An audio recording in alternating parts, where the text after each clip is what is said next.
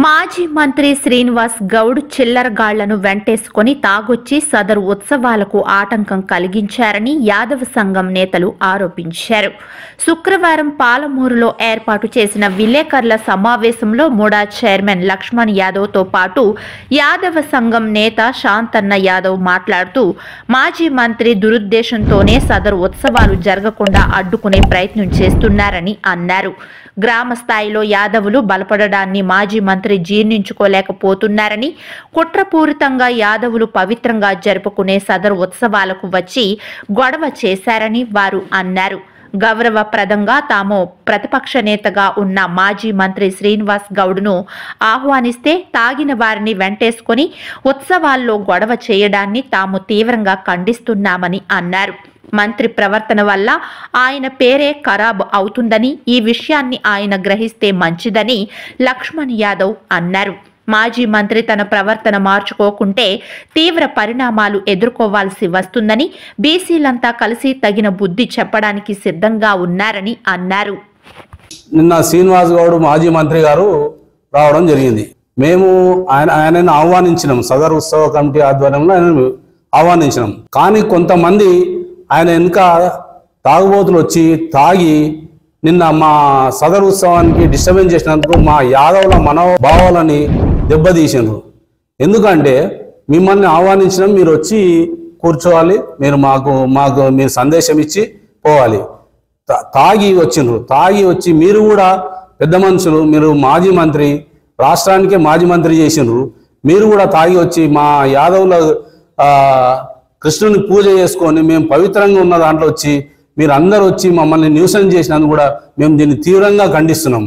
ఎందుకంటే మా యాదవులందరూ మార్నింగ్ నుంచి వాళ్ళు ఉపవాసం ఉండి దున్నలను తీసుకొచ్చి పవిత్రంగా కృష్ణుని పూజ చేసుకొని మహిళలు వచ్చిండ్రు, వాళ్ళందరూ వచ్చిండ్రు. వస్తే కొంతమంది చిల్లరగాళ్ళని వెనకేసుకొచ్చి మీ పేరు ఖరాబ్ చేసుకుండ్రు. శ్రీనివాస్ గౌడ్ గారు, మీరు ఎందుకంటే మీరు వచ్చి మాకు సందేశం ఇచ్చేది ఉంటుంది. మేము మీ సందేశం ఇస్తుంటే మిమ్మల్ని ఆహ్వానించినాం కూడా మేము. మీరందరూ మీ వెనుక కొంతమంది వేరే వాళ్ళని తీసుకొచ్చి మమ్మల్ని మా సదరు ఉత్సవంలో యాదవులందరినీ మనోభావాలందరినీ కూడా మీరు దెబ్బతీసినందుకు మేము దీన్ని తీవ్రంగా ఖండిస్తున్నాం. ఎందుకంటే మీరు రాండి, ఆహ్వానించినాము, మీరు రావాలి, మాట్లాడిపోవాలి, అన్నీ చేయాలి. కానీ కొంతమంది తాగి వచ్చి స్టేజ్ మీద తాగి అట్లే వాళ్ళు ఇప్పుడు మీ నాయకులే కానీ మీరే కానీ ఇండ్ల సత్యనారాయణ స్వామి వ్రతం పెట్టుకుంటాం, అట్లే తాగి వస్తారా? మా పవిత్రమైన యాదవుల మనోభావాలు దెబ్బతీసింది. మీరు పూజలు ఉంటే అట్లే తాగి వస్తారా? మా యాదవుల అని చెప్పేసి చిన్న చూపు చూసే తాగి వస్తారా మీరు? ఎట్లా? కనుక మేము దీన్ని మాత్రం తీవ్రంగా ఖండిస్తున్నాము. మళ్ళా కూడా వేరే కుల సంఘాలు కూడా మిమ్మల్ని పిలవరు. ఎందుకంటే మీరు పెద్ద మనిషి అని చెప్పి మేము పిలిచినప్పుడు మీరు అందరు కానీ తాగి మొత్తం యాదవులే లేరు ఆయన వెనక. ఎవరో ఆ వార్డుల నుంచి ఈ వార్డుల నుంచి తీసుకొచ్చి నీకు అభిమానులు ఉంటే నీ ఇంటికాడ పెట్టుకో, కానీ మా యాదవుల దగ్గరకు వచ్చి వాళ్ళందరూ తాగి న్యూసెన్స్ చేసి మా అందరి 10-15 నిమిషాలు మాకు డిస్టర్బెన్స్ చేసినందుకు మేము చాలా కలత చెందినాము. యాదవులందరూ కూడా మళ్ళా రాత్రి కూడా అందరూ మాట్లాడుకోవడం జరిగింది. ఇట్లా చేస్తే ఎట్లా, నువ్వు మాజీ మంత్రివి కనుక ఈ విషయాన్ని మేము మాత్రం తీవ్రంగా ఖండిస్తాము. ప్రజలలో మీకేం లేదు, మీకు 55,000 60,000 ఓట్లు వచ్చినాయి ఎమ్మెల్యే ఎలక్షన్కు. ఎంపీ ఎలక్షన్కి వస్తే 13,000 ఓట్లు వచ్చినాయి. మీది ఎట్లుందనే మీరు చూసుకోండి. మా యాదవులందరూ కూడా ఈరోజు మీరు చేసిన అన్యాయానికి వాళ్ళందరూ కూడా మా కాంగ్రెస్ పార్టీకి వచ్చి ఎన్ఎన్ శ్రీనివాస్ రెడ్డి గారి నాయకత్వంలో అందరు పనిచేయడానికి సంసిద్ధులై ఉన్నారు. కనుక మీరు అందరు వచ్చి మా ప్రోగ్రాం, ఎందుకంటే మేము మిమ్మల్ని ఆహ్వానిస్తాం. మేము అంటే అన్ని పార్టీలు, బీజేపీని ఆహ్వానించినాము, కాంగ్రెస్ పార్టీని వాళ్ళని ఆహ్వానించినాము, ఎంఐఎం వాళ్ళని ఆహ్వానించినాము, టీఆర్ఎస్ వాళ్ళని కూడా ఆహ్వానించినాము. అందరు రావాలి, మా సదరు ఉత్సవం చెప్పాలి, మమ్మల్ని ఎంకరేజ్ చేసిపోవాలి. కానీ మొత్తం చిల్లరగాళ్ళని పట్టుకొచ్చి తాగి ప్రోగ్రామ్ని డిస్టర్బెన్స్ చేసినందుకు కూడా మేము తీవ్రంగా ఖండిస్తూ, మళ్ళీ ఈసారి కూడా మేము కూడా మిమ్మల్ని పిలవాలన్నా వద్దాలనేది కూడా మీ విజ్ఞతకే వదిలేస్తున్నాం. ఎందుకంటే మీ మీద గౌరవం ఉంది, ఉన్నప్పుడు దాన్ని పెట్టుకోవాలి. చిల్లరగాళ్ళు వచ్చి స్టేజ్ మీద నేనే చెప్తుంటే పడతాయి అయితేందని అంటుండే ఒకటి వచ్చి తాగి ఇట్లాంటి వాళ్ళని పెట్టుకుంటే మీకు ఇప్పటికే డ్యామేజ్ అయిపోయింది మొత్తం ఈ కాన్షియస్లే. మళ్ళీ ఉన్నది కూడా ఖరాబ్ చేసుకోకండి. ఎందుకంటే కుల సంఘాలు నువ్వు బీసీ అని అంటావు కనుక మా యాదవులం కూడా మేము బీసీలమే కదా, వేరే వాళ్ళని తీసుకొచ్చి ఆడ ఎంత న్యూసెన్స్ చేసింది మీరు.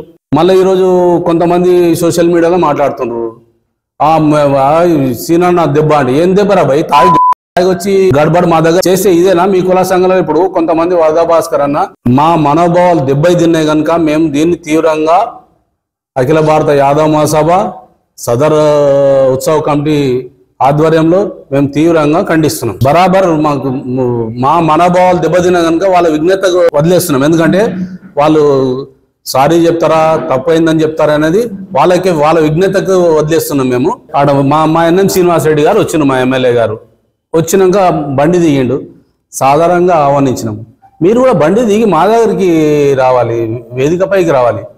ప్రజలలో వచ్చి అండ్లో వచ్చి న్యూస్ ఏం చేసుకుంటూ వస్తే తప్పు కదా. అది మీకు గౌరవం ఇస్తాము బా, మేము ఆహ్వానించినాము, మీరు మాజీ మంత్రిగా మిమ్మల్ని ఆహ్వానించినాము.